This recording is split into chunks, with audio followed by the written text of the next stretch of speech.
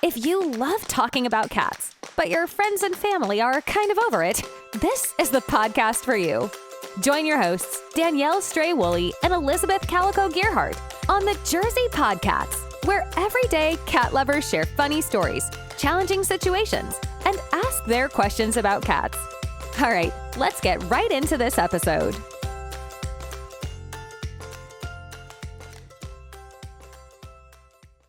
Hi, everybody. Welcome back. My name is Danielle Woolley, otherwise known as Stray. And I'm Elizabeth Gearhart, known as Calico, and we are the Jersey PodCats. That was pretty good. We'll get there. So on today's show, we have a guest who was on the Passage to Profit syndicated radio show. His name is Mike Ortega. He's here with his daughter, Madi Ortega. Mike was on the Passage to Profit show with a new invention for animals that is just taking off like wildfire. And Madi works in his company. His company is called Petzey, P-E-T-Z-Y. And Mike, tell us a little bit about what your company does. Thank you for having us. Greatly appreciated. Yes, Petzey is a free, on-demand pet mobile telehealth and wellness app. You download it to your phone. You open your app, you click a button, you're immediately connected to a network of virtual vet professionals to answer any question you have about your pet behavior, pet health, pet care. It's a $20 flat rate call, whether it's a 2-minute call or a 20-minute call. There's no hidden cost, no monthly costs. And we really are looking to build a network of happy and healthy pets. That is just marvelous. And part of the reason we started this podcast was to help get ideas for people who have cats that have problems. And I forgot to bring up the Max update. Oh, I was going to jump in and ask for it, but I was just so excited to hear what Mike was saying that I was going to wait. So we started this podcast partly because Danielle is so knowledgeable about cats. I wanted to do one, and then I mentioned it, and Danielle's like, let's do a podcast together. I was like, yeah, okay. So anyway, Max is a rescue kitten. He came up from Kentucky through the ASPCA, and he started scratching his eyes, around his eyes. And I had him at my regular vet. He'd been going regularly for his vaccinations anyway, so my vet was aware of it. So he said, well, take him to a specialist. So it looks like a food allergy. So I took him to an allergist, and they put him on this food, and it just and all I gave him was that food. I was so good about it. Wow. And it got worse and worse. Yes. And so then I was like, I talked to someone, they said, well, maybe a holistic vet would help. So I took him to a holistic vet, all sorts of tortures for this poor cat. And it got worse and worse. Took him back to my original vet, who said, take him to a dermatologist allergist who's like 40 minutes away. It's a hassle to get there. And I said, look, I want somebody who's seen it all, knows it all. I want somebody a little older who's been practicing. So this guy that I took him to yesterday has been practicing for 20 years. I had allergy testing done on him and everything, and I was feeding him according to how the allergy testing came back. This new vet says, yeah, the allergy testing is really not very accurate. It's not reliable. So I wouldn't depend on that. And you've been giving him fish based on the allergy testing, like fish-based cat food. And that is the worst possible thing you could do if he really does have a food allergy. Oh, no. Yikes. So it's almost like she's starting over again for Max. And I just want to add, Max is so cute and sweet and happy. Yeah. So just him going through this little adventure, we try to give updates each episode to see how is he doing? Is he feeling any better? Are you closer to any answers? So and then we also put out to our listeners, hey, has anybody had a similar issue that they can call in and let us know what worked for your cat? So this guy, I think, I'm knocking on wood, has the answer. Max is already better today.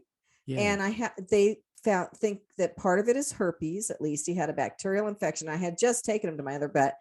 But the thing is, so one thing I wanted to say quickly for people that don't know about this is they said, well, we can get you the herpes pills that you need to give him, but it'll be a few days because it's mail order. And I said, well, and they said, but you might be able to get them from a human pharmacy, but you have to go to a special one. So we actually in my town have a compounding pharmacy, and those are different from any other pharmacy. So I went there this morning and they said, well, it'll take a couple hours, but we'll have them for you this afternoon. Oh, wow. Yeah. Awesome. So if you have a special need like that, if you have a compounding pharmacy near you, oftentimes they can do things the same day. So, but he's Wow. already feeling better. They put him on new antibiotic, new steroid. Yay. I've been giving him other food. I took away the seafood, been giving him other food, and he's already feeling so much better. Oh my gosh, what a Good. journey. So this Seriously. is such a great example of really what we were trying to do with Petzey. Everyone, all of your listeners, everyone that has a cat has had this situation like this happen, right? You come home from work, you get up in the morning, and there's your cat laying on the couch or on the floor, and something is wrong, and you go into panic, right? Do I call my vet? Do I call my sister? What do I do? And what we have tried to do is give people the peace of mind and opportunity to instantly connect.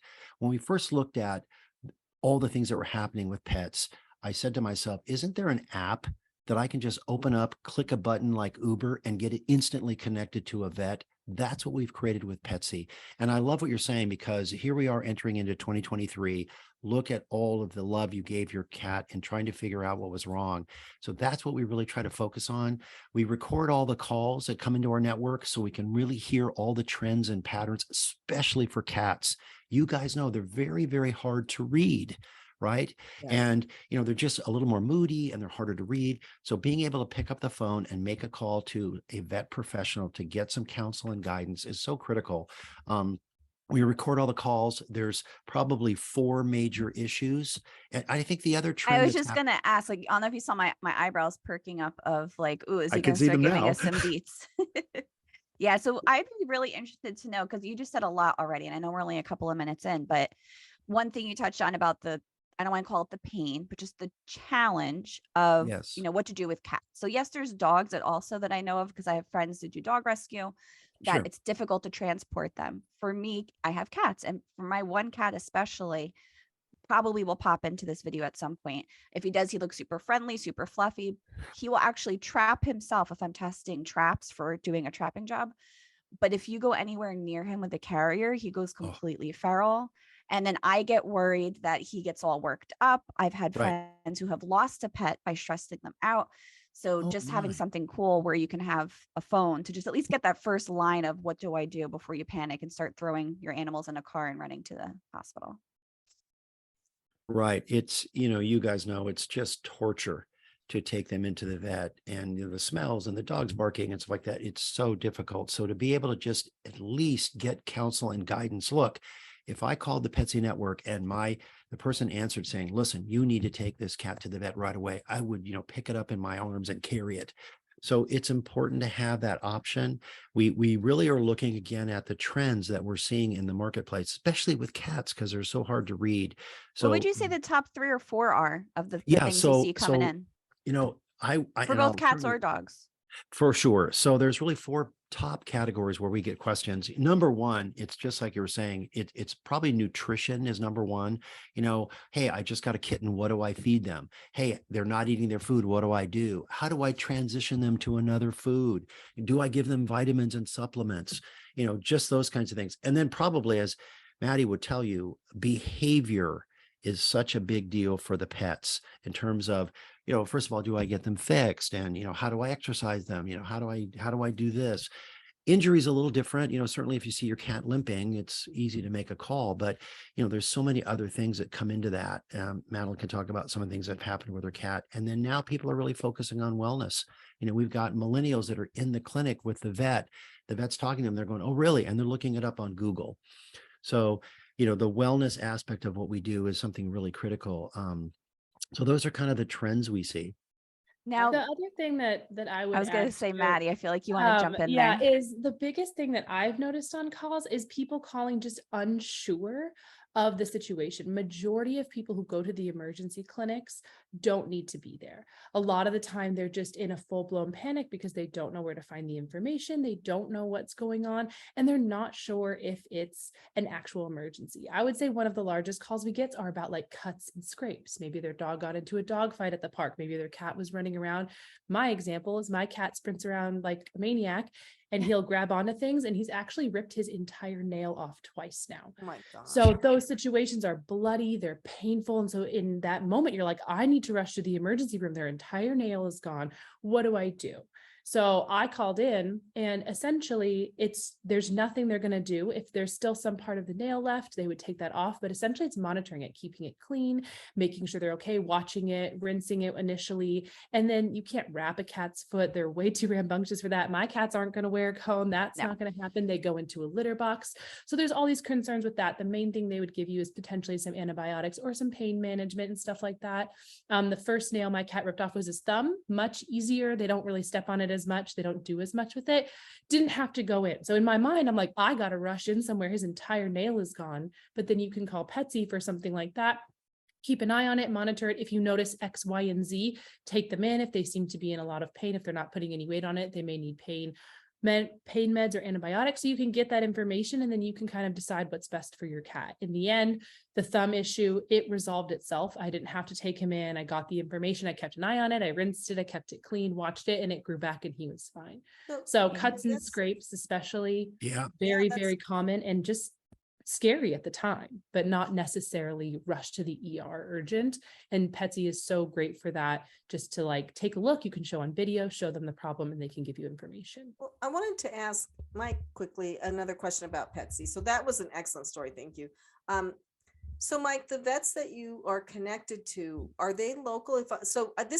We discussed it before. This is more like triage, right? So the vet may take a look at your cat and say, oh my gosh, you know what? He needs stitches or whatever. Right. And then say, go to a vet right now and get antibiotics, stitches. So are they local? The ones that yes, they are. Thank you. That's a wonderful question. So I think the thing we're most proud of is the network of professionals that we have on our network. The passion they have about it and what they do for us is fantastic. So we source the vet professionals from multiple areas. We look at their credentials. We look at their license. We interview every single one. And then we do a formal onboarding of how to use the app, and then they're ready to take calls. In fact, Madeline is the one that trains every single one of our vet professionals on the network. And we use both. We use doctors of veterinary medicine as well as certified veterinary technicians who are fantastic and have so much passion for your pet. And again, the way our technology is set up, we see exactly where you're standing with your pet. So when you call us, within a very short time in the conversation, we can determine if this is something that is needed for you to go to your vet or go to the nearest clinic. So we'll immediately say, based on our conversation, you need to go. What we do is we want to route the call to the closest vet professional near you, so they can say, we need to see you. Can you come in on Thursday? We're 2 blocks from you. That's our goal. Mike, what if it's 1 a.m? Are the vets awake then? We're available 7/24. We have a number of people that are involved in emergency clinics or et cetera, and they're all available in the evening. And again, here's our favorite story I'll share with you. Excuse me. 3:30 in the morning in New York. Young lady is in her apartment. Her dog was pregnant. She panicked. The call got routed because it was so late in the evening to one of our 12-year vet professionals in Philadelphia. We spent 20 minutes on the call and we delivered 8 puppies over the network. Oh, wow. That is not something we thought we would do. By the way, that cost $20. Yeah. So we're right there. The other thing, and I really appreciate your call, so you can call the Petzey network and they could say within 3 or 4 questions, go, look, you need to see a vet right now. And you would say, look, I'm on vacation in Denver with my family. Well, because we see where you're standing, we have a relationship with a company that has a list of all the certified clinics and all the certified emergency clinics in the United States. We can say right there, 1 click, we can recommend 3 clinics that are near you. It's already in the app. You select one, you click a button, it gives you the GPS directions right to the clinic. That's awesome. Now, if I can just add, for those of you who are not super techie like Mike and I, they cannot see through your phone. There's not a camera on you seeing where you're physically standing. He's referring to the latitude and longitude of your device. Right. It's a setting that you have that configures where your Your cell geocode phone is. number. Yes. Yeah. Your GPS location. Just because I can hear people go, nope, not using thank that. you. Yes, Yeah. I I'm in a agree. towel. Yeah, good Sounds point. Thank scary, you. Thanks but for it's catching not. that. Yeah, I so wanted we to want to ask make it as easy and convenient to get help as you can, and then we immediately get you off to the right resource. So I want to it's- ask Madi a question real quick. So I think that's excellent, Mike. I love what you're doing. But I Thank you. wanted to ask Madi, what did you think when your dad started this? Did you jump in with both feet and say, I want to help? I think, oh my gosh, my voice. I definitely think it's super needed. We had dogs growing up. I did not know as much as a kid, obviously, as I do now.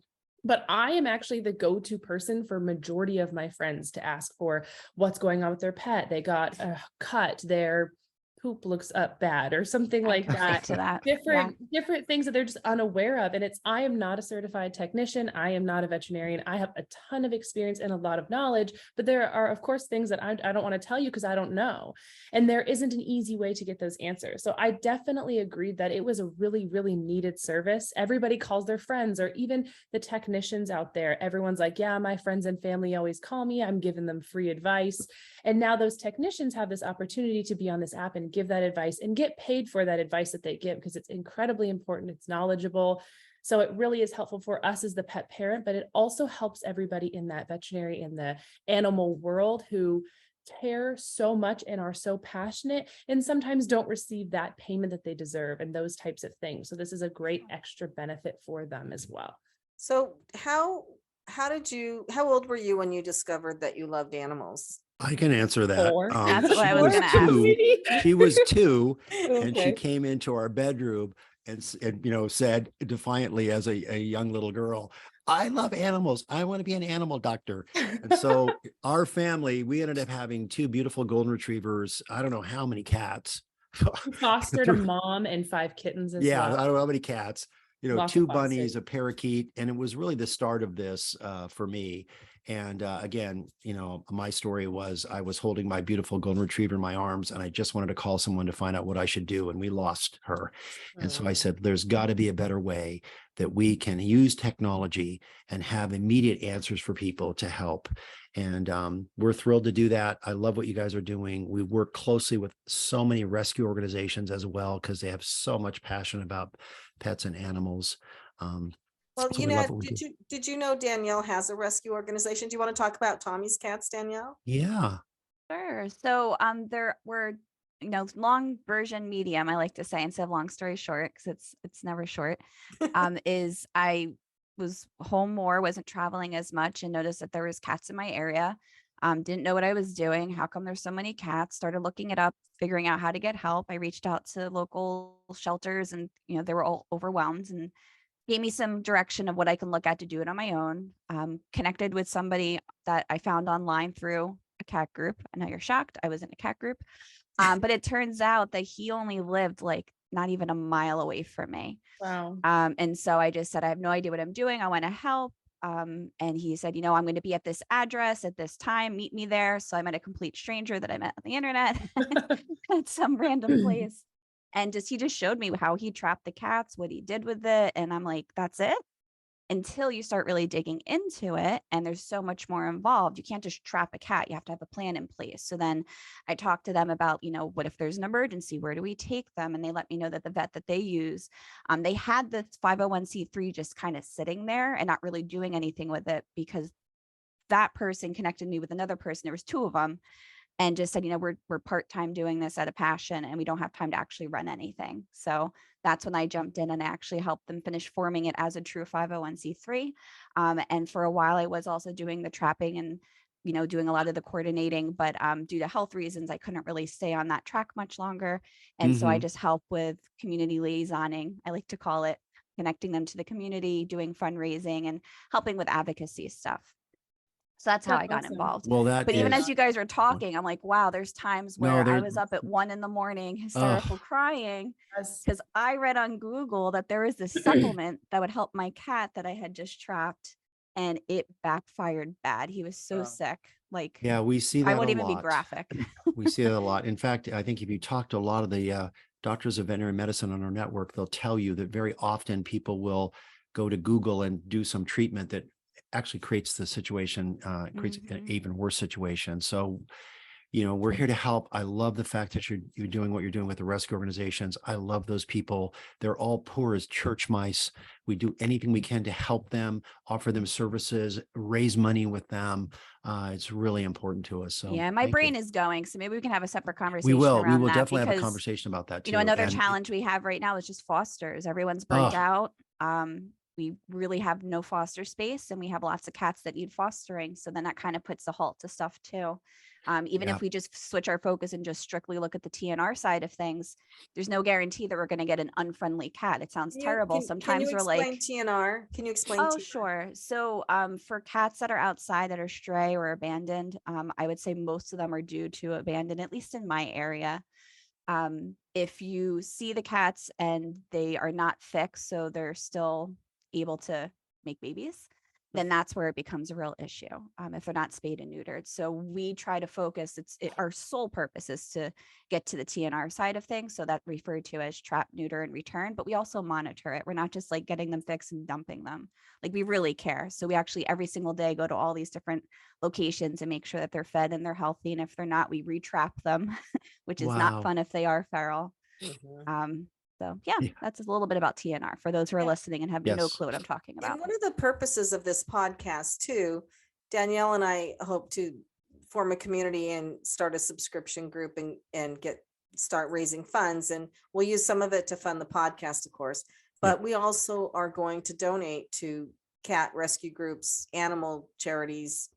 And with our groups, with our community, one of the thoughts we have is that we would let the community help us pick which groups they want to donate the money to. So every quarter, we haven't quite figured it out. This is what we're really new at this. This is early on, but we're going to get in a groove, and we haven't gotten any money yet. So, but down the road, something to work towards. Yeah. Now, as far as, so for those who are watching on YouTube, I kept seeing a little kitty cat climbing up on Maddie's lap. Could you tell me about who that is? Yeah, so that is Lambo. Excuse me, I don't know what is happening with my voice. On top of helping with Petzey, just because I love animals, I also do pet sitting. It's just honestly a part-time thing that I do because I love it. So I'm currently pet sitting at someone's house right now, and they have a cat named Lambo that's here. He actually has cancer. He's, I think, 12 years old. So he's a bit older. He's incredibly sweet, loves to snuggle, likes to play. They also have a Great Dane here who is locked away because he's very loving and would like to be his face on the screen the whole time. So sometimes a little slobber around is not exactly what I want. So, but Lambo is incredibly sweet, very sick is how it sounds. I think he's had cancer for quite a bit of time. So they do give cancer medication. So you have to wear gloves to give that wet food. He also gets, I think it's prednisone as well. But he's just a little kitty that I'm watching while their family is out of town. Aw. So you really love animals. So yeah. So when you're not animaling, you're animaling is what I hear. Yeah, I also worked for a tech company before that is an animal GPS collar. I have that for my dogs. Cats can wear them as well. If they go outside, you can monitor where they are. If they get too far away, you get a notification. So I did that. I've worked at a doggy daycare where I fostered dogs as well. We fostered cats growing up. I have 4 rescue animals of my own. So definitely pretty much all I do with my life. That's pretty cool. So based on all of the experience you've had since you were 2, from what I hear, what is like the biggest thing that comes to mind of like, wow, like I wish I knew about this before it happened to me? Like, is there some kind of tip or advice you can give to other people who are either wanting to be pet owners, maybe they're afraid to take in pets of their own? I am very grateful for like natural remedies of things and starting things early. So the biggest thing that I think I've learned throughout this is actually dental care for animals. I really never paid attention to that at all with our dogs growing up, with my cat in the beginning until he was about 6. I got him a wellness plan that covered dental care. And so or teeth cleaning. So I went in to do that, and he had to have teeth removed. There was all these problems. And I've just learned that can lead to so many additional medical issues if their teeth are not healthy.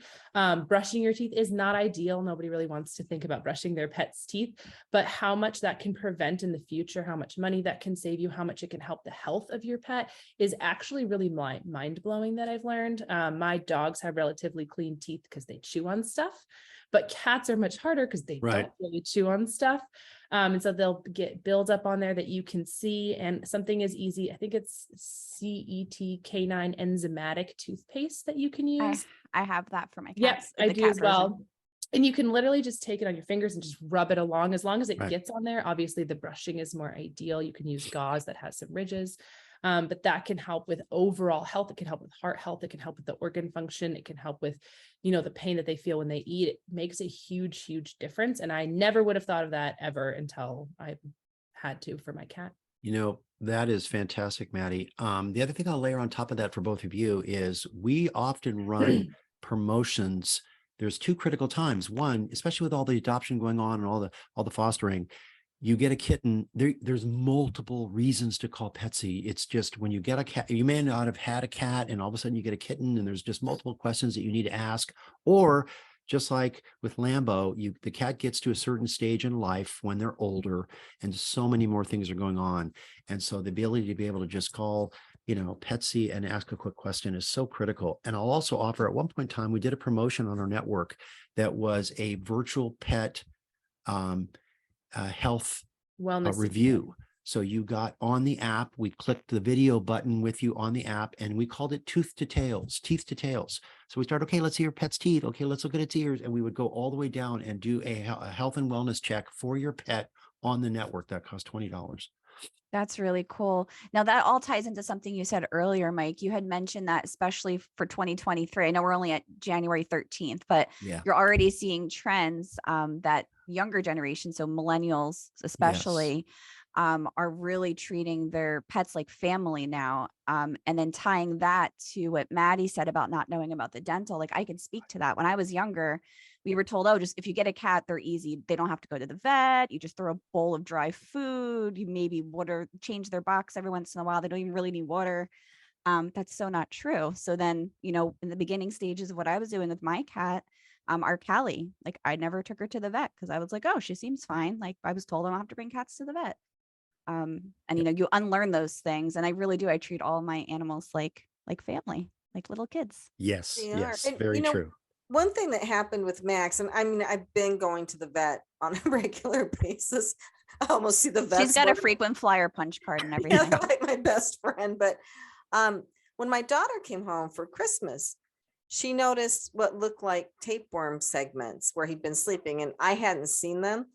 And so that would have, if I wasn't always going to the vet, which I was, that would have been a really good time to call Petzey. And the thing about tapeworm is you can go to PetSmart and they have the medicine there. And so that would work perfectly with Petzey if you see something like that. And that's the kind of thing I took the bag, I picked him up and took the bag and showed the vet. But, if you don't want to have to go to the vet and that's what you think's going on. And not a lot of people would probably look at that and recognize that as tapeworm. They would just think it may be something that is wonderful, unusual, and they have no idea what's going on if they don't have experience with that. Right. That's what I've learned the most is people just may have no idea. Like a hot spot can look really, really scary on pets, but a lot of the time, like you can monitor that. But if you see it initially and you've never seen a really bad hot spot, you can be freaked out and think that it's something huge and this major, major issue. So that's the biggest thing that we love to help with is something that looks huge, but might not actually be that huge. You can spend that $20, save yourself the money, save the stress of going, the time of going, the money of going, and your pet stress. I stress enough as it is, let alone my pet stress. And I'm sure that's rubbing off on them because I'm over panicked. I'm sure they can sense that, which does not help their situation either. Right. That's a wonderful comment. And to the last point quickly. So if your pet seems to be feeling sick or something, look at his bed, look at where they sleep. That's what the vet will tell you, because that's where these things were. And if you see something weird there, then that's the time to call Petzey or a vet or take a trip. Yeah, to both of your points, that's such a wonderful comment. All the data we have, not just from Petzey, but also from the AVMA, the ruling pet body, and a lot of other market data, 70% of the visits to a veterinary clinic can be handled over a telehealth call, just as Madeline was saying. You get on the Petzey call, relax, you don't have to go to the vet, you just need an ear flush. There's so many things you can do for your pet at home or with over-the-counter products to do exactly what Madeline addressed, give you the peace of mind yourself and also for the pet. I can also see the ripple effect of it too. So that's the way my brain works, is like, how do all these things connect together? And was that going to help for other things?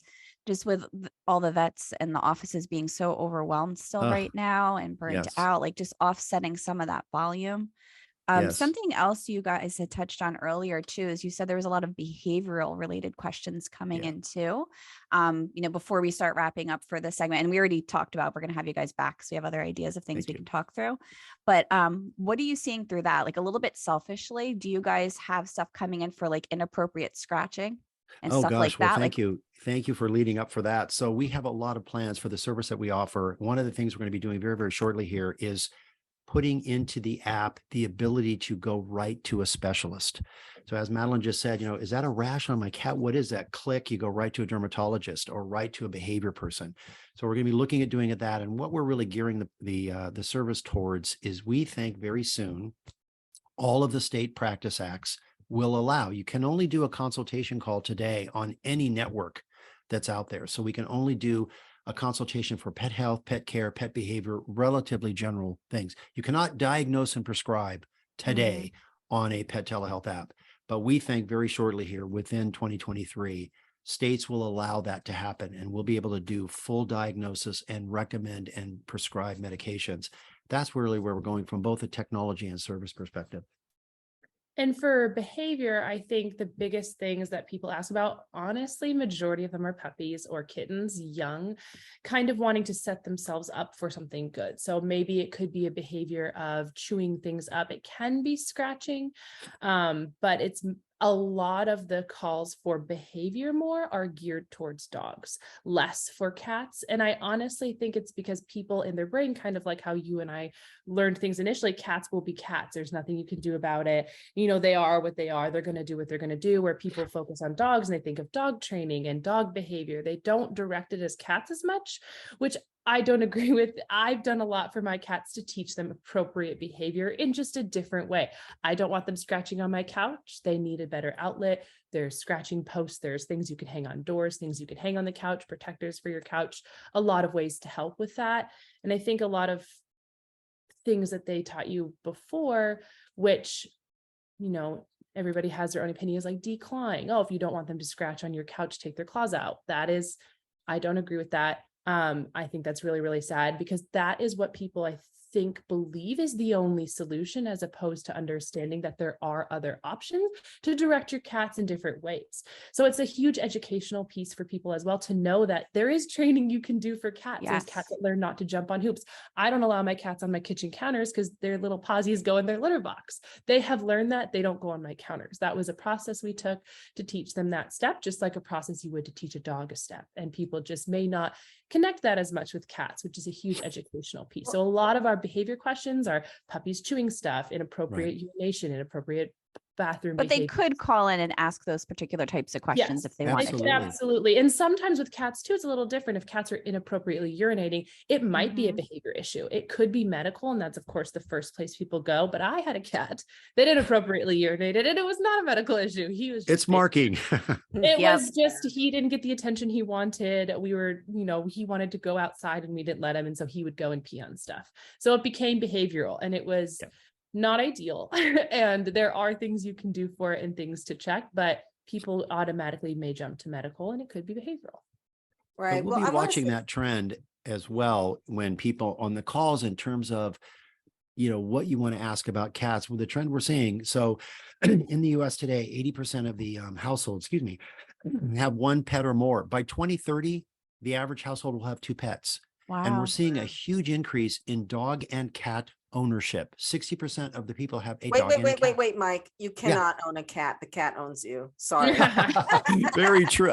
We've learned that the hard way. So. Cats are now owning humans and dogs, is what we're trying to say. Very true. I want to say something. I do want to tell one quick story before we have to wrap this up, but Checkers, who, if you look on our YouTube video, you can see her in the general's uniform behind me on my wall, hated going to the vet with a passion.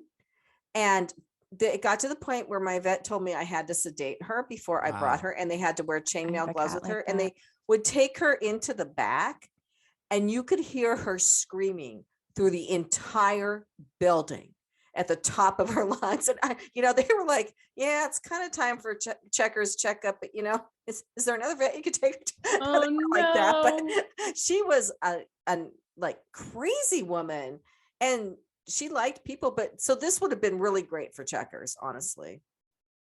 And that's, I think, a huge thing for cats. I have a cat. My cats, fortunately, are really great, the current ones I have. But the last one I had, he almost died at one point, and he had to go a bunch of times. And ever since then, his behavior completely changed to the vet because he had this horrible experience. He became the cat who would scream in the back, when before he would be the cat that sat on the technician's lap while they gave him scratches. So things change over time too.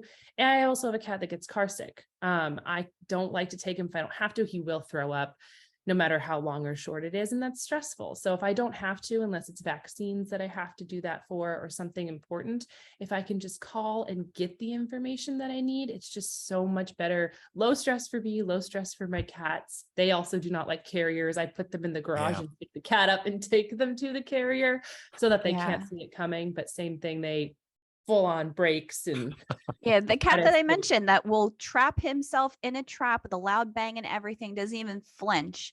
As soon as he sees a carrier, he goes crazy. And we have to give him meds to take him as well. And they have to put him to sleep for anything. So I don't want to have to bring him again. And he's actually had 2 tumors that we've had to take him for. So it just keeps getting worse every time we have to take him back. Just a bad experience after bad. There was one question I wanted to ask. I think, Danielle, we should ask everybody this because this is a universal issue. How in the heck, what trick do you use to get medicine down your cat's throat? I pill them. I actually recorded that video this morning by request, so I'll upload that later too. I do not have a trick. They are picky. It's hard. I shove it down. I close their mouth. I rub their throat, and then they are forced to swallow. And it's hard. Yeah. Some people put it in wet food. Sometimes you can crush it up and make it a powder and put it in wet food. But if your cat doesn't like wet food, it's hard, and it changes, depending on the medication, the size, and all that kind of stuff. And what will work today, may not work later. That is a secret. I don't know if there's a good answer to that. For me, thankfully, knock on wood, mine, I finally got it down.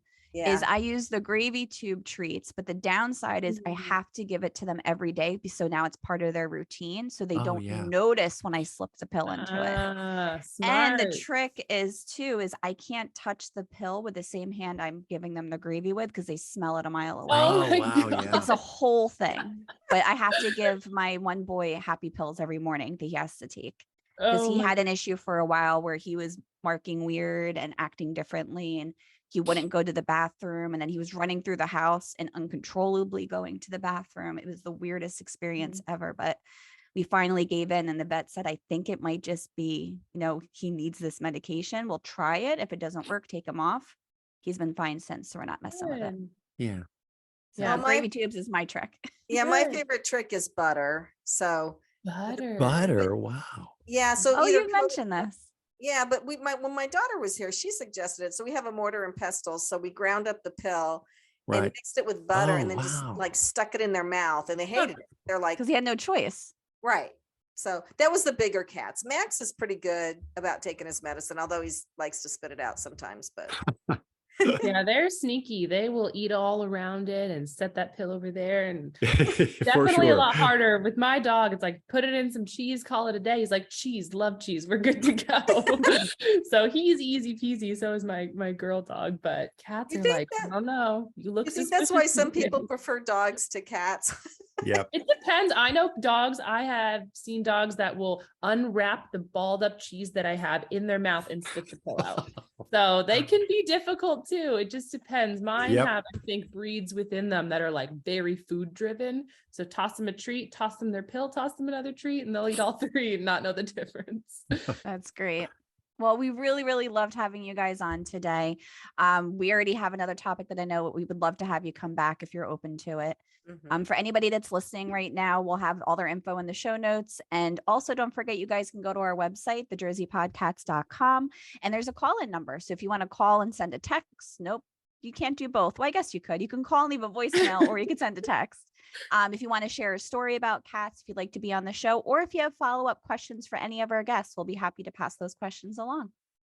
Yeah. Thank you guys so much for having us. Yeah, wonderful. A lot Thank of fun. you all so much. Thanks so much for listening. Let's keep the conversation going. Give this podcast a rating so other cat lovers can find it. Connect with the Jersey PodCats on social media, or visit thejerseypodcats.com and leave a message sharing a story or question about cats. Thanks again for joining us, and we'll catch you in the next episode.